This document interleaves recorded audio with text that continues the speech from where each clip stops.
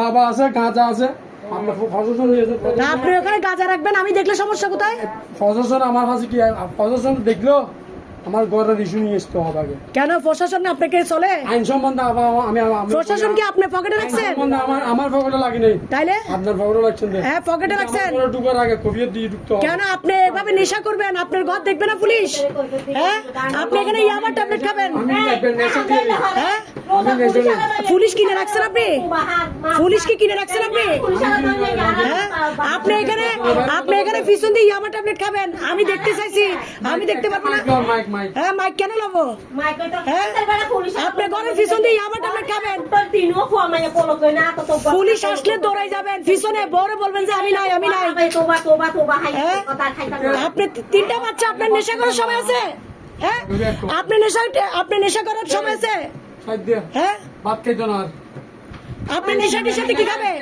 আপনি ওকে এভাবে মারেন, আপনি ওকে এভাবে কুত্তার মতো মারেন, তো আপনি হ্যাঁ এখন মারো সাহস থাকলে এখন মারো, এখন মারি দেখেন, সাহস থাকলে আপনার হাডানটা দেখি।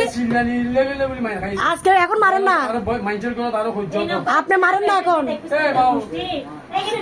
আপনি নেশা করে বউকে মারবেন, এটা কোনো কথা নাকি? আপনি নেশা করে বউকে মারবেন না কিরকম? হ্যাঁ না এখন এমনি সুস্থ আপনি? শুনেন, সুস্থ আপনি?